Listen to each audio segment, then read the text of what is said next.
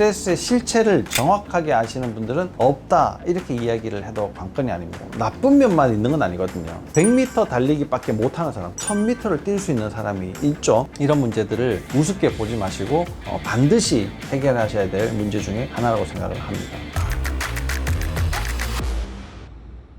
안녕하십니까. 안편한유외과 김준영 원장입니다. 오늘은 스트레스에 대해서 한번 이야기를 해보려고 합니다. 뿐만 애들부터도 나 스트레스 받았어 이렇게 이야기를 하고요. 나이가 좀 있어서 여러 사람들하고 이제 관계를 맺는다든지 병원을 좀 다니시는 분들은 내가 지금 앓고 있는 이 문제가 스트레스 때문이다 생각을 많이 하시고 있죠. 그러니까 스트레스는 누구나 다 알고 있지만 그 스트레스의 실체를 정확하게 아시는 분들은 없다 이렇게 이야기를 해도 관건이 아닙니다. 스트레스의 문제가 척추와 너무나 밀접하게 관련되어 있다는 사실에 대해서 말씀을 드리도록 하겠습니다. 만병의 근원 스트레스, 방치하면 어떤 부작용이 생길까요?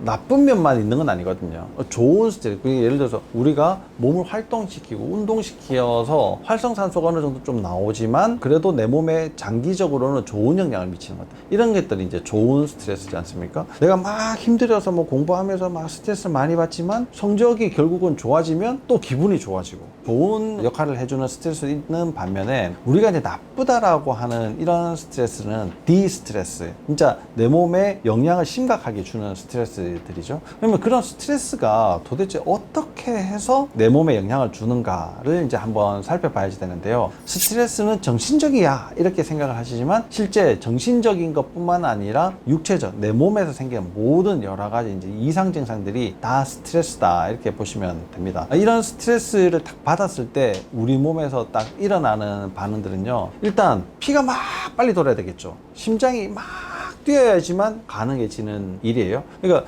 심장이 두근두근거리고 막 이제 얼굴이 벌게지고 열이 오르죠. 열이 오르면 땀이 나고 근육에 힘이 들어가지 않습니까? 이런 것들이 계속 이제 반복적으로 일정 시간이 유지가 되는 것을 우리가 그런 상황에 따라서 스트레스를 받았다 라고 이제 이야기를 하는 거예요. 근데 스트레스는 원래 공학자들이 이제 쓰던 이야기인데요. 스트레스를 받았을 때 어느 정도 버티는가를 이제 측정을 해서 그 버티는 강도까지가 스트레스를 이제 이겨낼 수 있는 거다 이렇게 이야기를 하는데 우리 몸에서도 똑같이 그렇게 이제 적용을 해볼 수가 있는데요. 이게 스트레스 저항력이 있는 분들은 내 몸에서 신체적인 변화가 막 생겨도 어느 정도까지는 감내할 수 있거든요. 예를 들어서 100m 달리기밖에 못하는 사람, 숨이 너무 차가지고 도저히 이제 그 이상은 못 뛰는 사람이 있는가 하면 비슷한 속도로 달려도 1000m를 뛸 수 있는 사람이 있죠. 그렇게 스트레스도 똑같이 스트레스 저항력이라는 것이 사람마다 좀 다르게 되는데요. 훈련을 해서 그걸 극복을 할 수가 있긴 하겠지만 이 훈련하는 과정 중에 완전히 망가져가지고 1000m 달리기 대회에 못 나가는 수가 생기는 거예요. 그런 스트레스들을 이제 잘 조절을 이제 해야지 되는데요. 스트레스 저항력을 만들어주는 가장 기본이 바로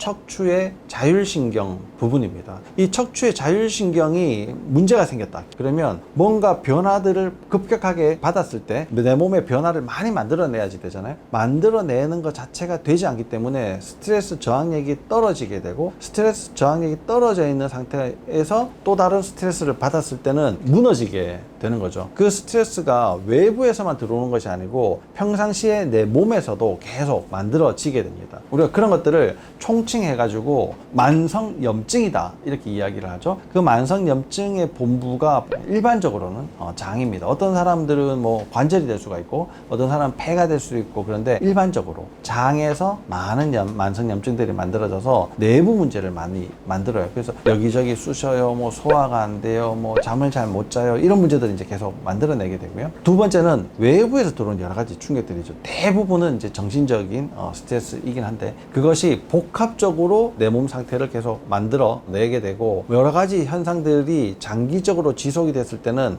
혈액순환이 안 되는 효과로 만들어버리게 되는 겁니다. 왜냐하면 항상 심박수를 빠르게 강하게 할 수가 없지 않습니까? 이걸 보조적으로 도와주기 위해서 혈관이 수축을 해요. 이게 오랫동안 되다 보면은 가장 문제는 산소 전달력이 떨어지는 겁니다. 산소 전달력이 떨어지면 세포가 망가지게 되고 망가지면 대사질환으로 갈 수도 있고 그 대사질환으로 가는 과정 중에 아주 최악으로 가버리는 것이 암이다 이렇게 생각을 하시면 되겠죠. 여러 문제들이 결국은 혈액순환이 안 되기 때문에 생긴 문제들이다. 이렇게 아주 단적으로 이제 설명을 할 수 있어요. 그럼 이제 이 반대로 스트레스를 극복을 해내려면 혈액순환을 잘 시키면 되겠죠. 그 혈액순환의 많은 부분이 자율신경이 관여가 되어 있어요. 이 자율신경이 튼튼해야 쉽게 회복이 되지, 자율신경이 망가져 있다면 회복을 아무리 시키려고 노력을 해도 회복이 잘 안 되게 되는데, 그게 척추가 많이 망가졌을 때 쉽게 회복이 되지 않는